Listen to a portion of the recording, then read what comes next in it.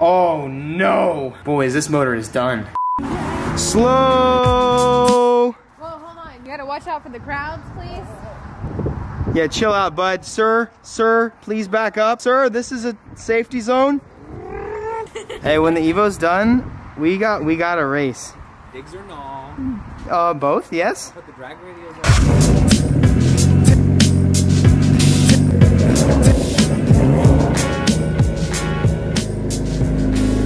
So I can't be too sure what in the world to deduce from what I'm about to tell you, but something very unexpected and odd happened yesterday. Ran into a slight dilemma. Yesterday I wasn't filming because I sold the Porsche. I had a lot of stuff to do to this car, and as you guys have seen, I've done a lot of filming on this car lately, just to do some repair jobs, fixer-up type things, some different mods that I've been needing to do for a while, and so I've been paying a lot of attention to this car. So last night I go to start changing all my fluids. I started changing the oil. And as I always change the oil, I always make sure that the oil, I always like examine the oil. I feel it, I get it on my fingers and stuff. I examine it and I look and make sure that there's no metallic sheen or anything like that. So I start draining the oil. Keep in mind, that oil has been in this car for one event. I've changed my oil after every single event. It starts draining out just fine. But I start looking at it. As the oil started to pour out, there a little sheen.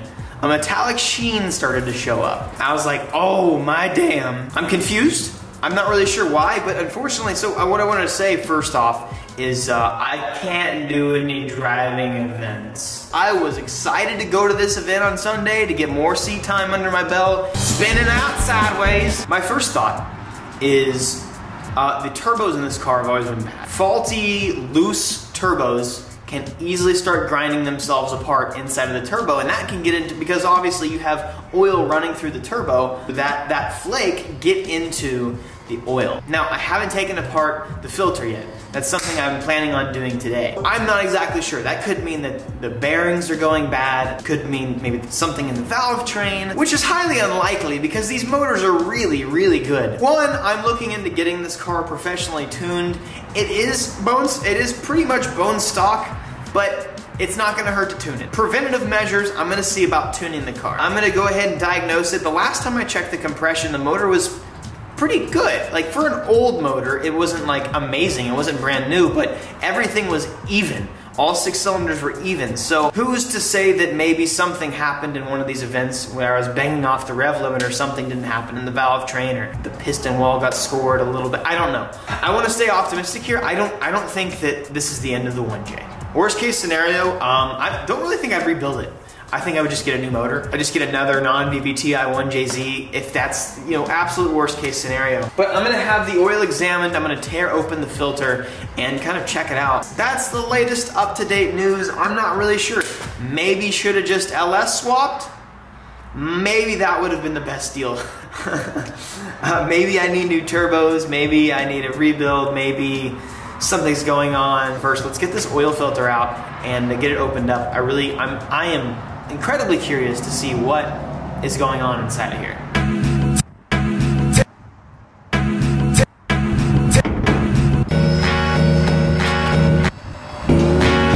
I do want one explanation here. Why did the Japanese think it was a good idea at one point in time to put oil filters where only wizards could reach them? Boy! If you guys have ever had an issue with getting an oil filter off, some of you might never have. Sometimes it literally just doesn't work. So we've tried sockets. Austin just came over and brought some of these. Well, we kind of marred the inside of that. We used a metal one, and then I used my new tool that I just bought. It didn't work, so my last resort is getting a screwdriver and a hammer, going straight through it, and then using that as leverage. Here she goes, brother. Get her done. Oh my God, it's moving. Take this filter back to O'Reilly's and be like, hey. Sorry, this is a factory defect here. This came like this? Is it supposed this to be like that? Buddy, let me tell you what here.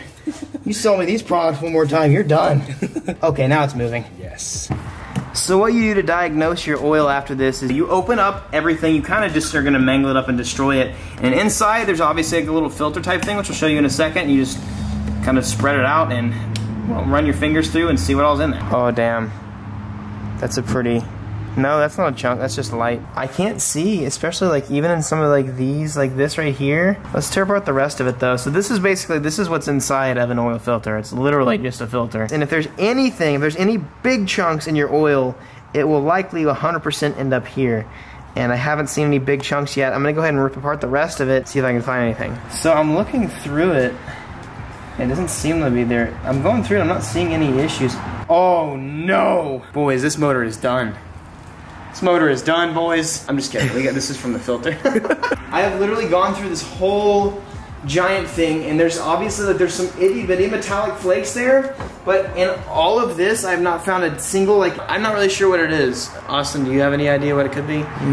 Might just be an old car. It might be turbos. The bearings. Maybe the bearings are going bad. I did buy these turbos from a guy in Chicago. They were used because my turbos were already so bad that I had to replace them, so who knows? But I think the car for now is okay, but we definitely need a tune. And now this definitely is a kick in the butt to get the right stuff like AFRs, maybe a catch can, and just other stuff to make sure this motor stays good. I'm stoked about this. That means that basically everything going on is either turbo related or just bang off the rev limiter drift car related. So it makes me happy, but we still have so much to do to this car. I'm not gonna film too much just because it's very time consuming. Alignment, still gotta do that. Drain all the fluids and try not to get it on my face.